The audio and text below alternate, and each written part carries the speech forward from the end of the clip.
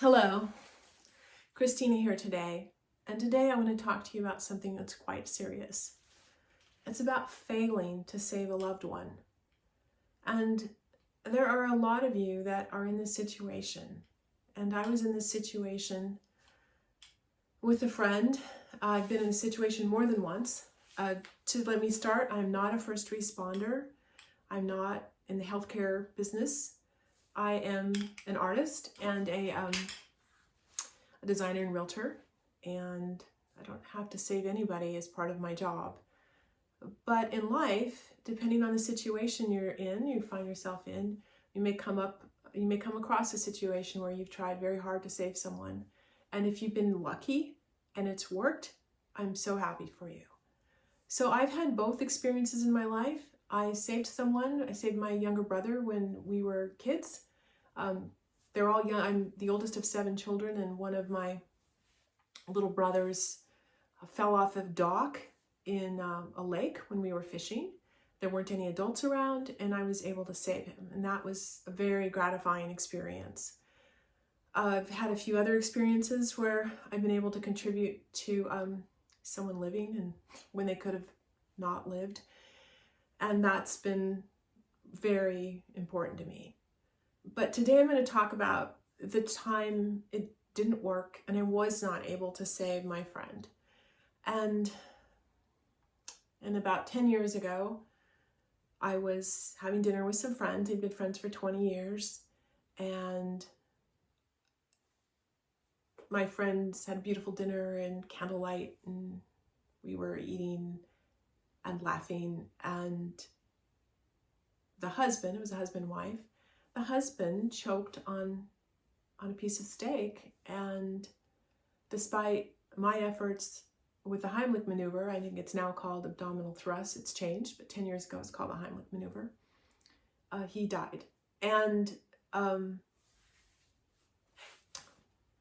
it was profound. His wife was a retired RN, and she was making orders and speaking very quickly and telling me what to do, if I, critiquing my technique, telling me where I was right. And it wasn't enough. She was very good at what she did, and I was very strong and had some past training. But it didn't work, wasn't enough. We weren't able to save him, and he died. And he died as I was holding him. I was holding him up against the core of my body, and I'm 5'10", he was about the same size, outweighed me by about 50 pounds. And I felt him die. It was so profound. I remember at the time wanting to just jump out of my skin. I remember that phrase came to me, but I was there. There's a courage it takes to show up, and there's a courage it takes to stay. And he was my friend, and I stayed and went through the whole process. So I'm telling you this because it's so easy when you watch movies or see shows, TikToks, whatever you're watching, that shows someone successfully save somebody, and maybe it's touch and go, but then they make it.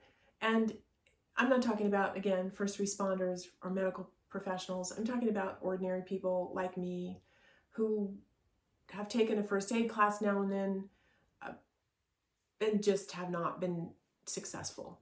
And you just can't always be. On autopsy, they did find out the piece of meat was lodged too far down, and was too long. Wasn't able to come up easily at all. He didn't chew it adequately. That detail aside, I have no idea what would have happened if I'd been there or not. This has nothing to do with me, actually. I happened to be there when it happened, so I did my best, and that was that. It didn't work. So I know there are people who have had a loved one, or maybe a stranger, have a heart attack or drown, or and many of some other type of accident, car accident maybe. things that have happened in front of them that are profoundly traumatic to the person it happens to. Obviously my friend passed, and also traumatic to those around that person.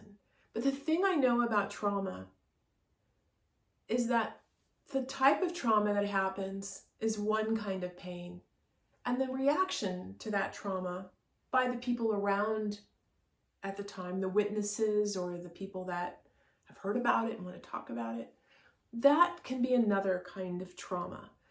And people will often, sometimes well-meaning people, sometimes just jerks. Some people are just jerks, no way around it. Will make all sorts of comments, about what happened, especially when they find out that the person has died. Trust me, you live in a small town, that will happen. And this is hard for you if you've failed saving somebody, because your heart is raw. My heart was so raw. Oh my God. When it happened, I literally had that kind of cliche where I couldn't help myself. I felt he had risen above me, his spirit, and I looked up to the ceiling and I thought, don't do it, don't do it. And I did it. I just could not help but look for him. I felt him leave. I can't say he went up, but he was gone. And that's such a profound thing to happen. And when you're holding somebody and touching them and caring for them,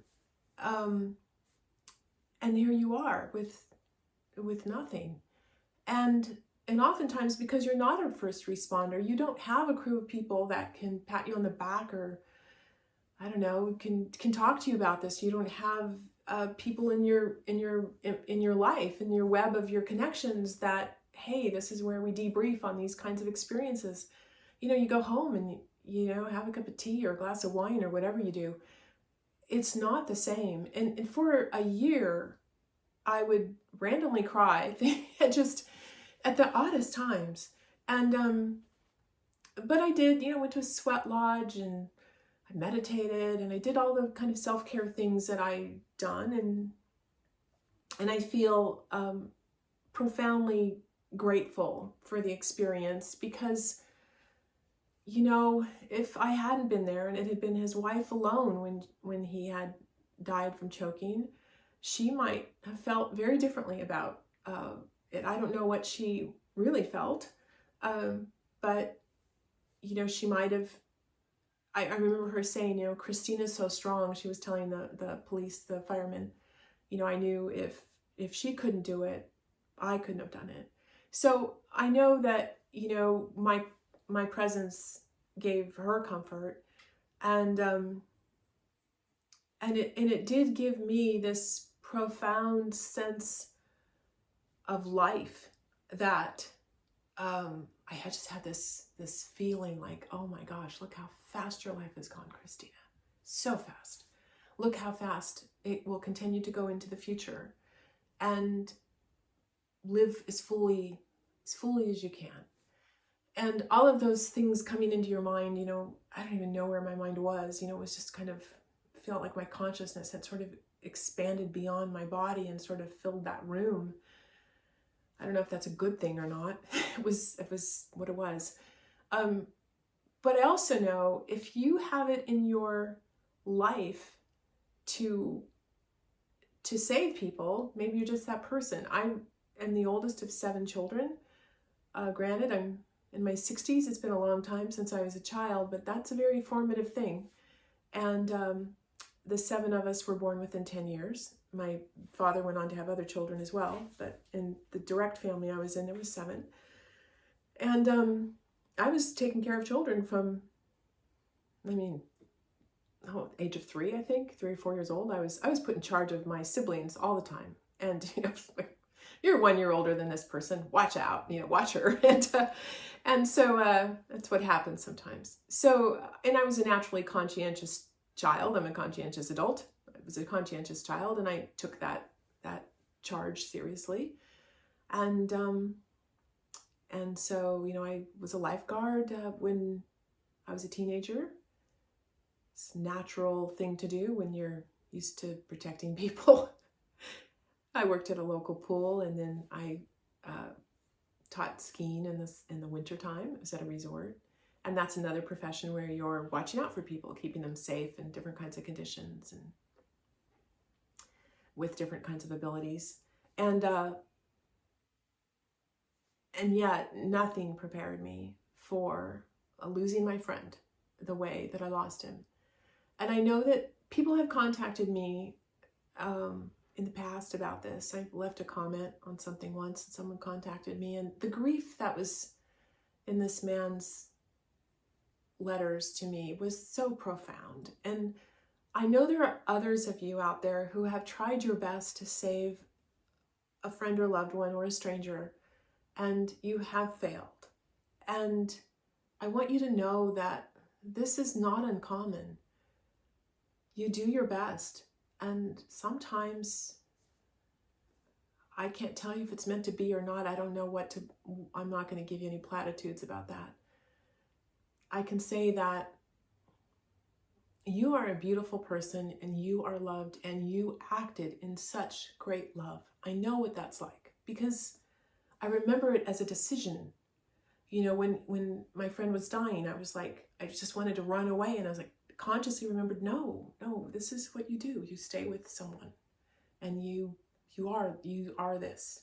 And I know that this causes pain. Gosh, I'm already kind of like 10 years later, I'm kind of, feeling the stress in my neck just talking about it. But we move on. And one thing I've learned about trauma in the 60-something years I've been on this beautiful planet of ours is that there seem to be two main factors to the trauma. One is what actually happened. You know, it was this, it was that, the story of the trauma. The second part of the trauma that is so important is, what have those around you done? What were the witnesses doing? What have people you told that you witnessed to? How did they respond to your story?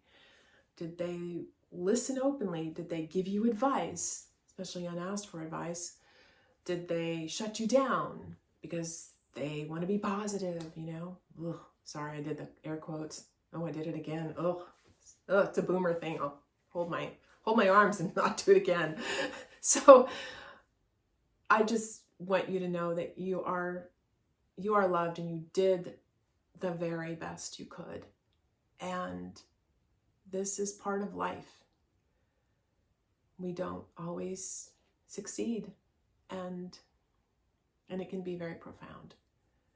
But again, I want to thank you for who you are. And if you've watched this video and you've been one of these people that have tried so hard to save someone, you have every ounce of my heart love sent to you. I wish you the very, very best. And, well, I wish you the very, very best.